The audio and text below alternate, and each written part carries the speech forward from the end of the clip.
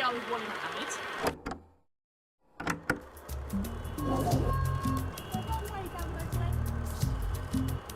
There's a beautiful story about this family. They had a small shop when I first started out. They were making silver jewellery. And I would go into the market and we were friends, we'd drink chai. Their business was compatible with my same small business. And then one day I was there a year or two later, and I was still, buying one of this and two of that and three of those and one of this. This fax came through. Faxes like that. And he pulled it off eventually. And I saw it out the corner of my eye. It said something like garnet bracelets, 150, peridot, 100, and all these different stones in a really large quantity, particularly for back then. And I said, goodness me, wow. One day, things went a little bit sour somehow between the two brothers, and they split up the business between them. And one of them felt rather more downtrodden than the other around that deal.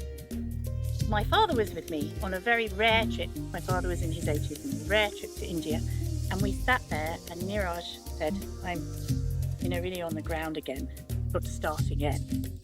He had a dealer there, a trader there. All the traders had lost faith in him as well.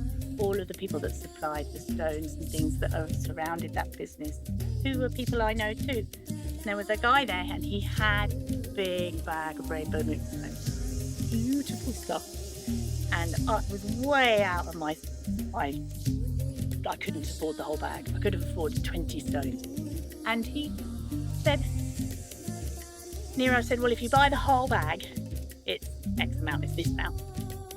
And if you just want a few, then it's more expensive. If you choose the best ones, of course, it's always going to be selection price more expensive.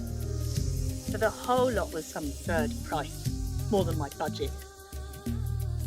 And I said, I'm sorry, I can't take that. And my father said, well, don't you think it would be good to take it if it's a good price and you haven't seen it for ages? And I said, yeah, but I can't, that's blown the whole, but I need to buy other things too. I've got clothing budget and blah, blah, and this. My dad said, well, I'll buy it. And everybody in the room went, he said, well, I'll buy it and you can pay me back slowly to me. And Niraj was so amazed. And I said, well, all right then. And Niraj has never forgotten that, ever. And has since then, Niraj himself, in his, again, blooming, amazingly huge business, has helped me enormously. He also has such a lovely business, really lovely place to be. So they do all my individual making, each piece by hand. So, I work in their workshop. They also do casting there, so that's fabulous.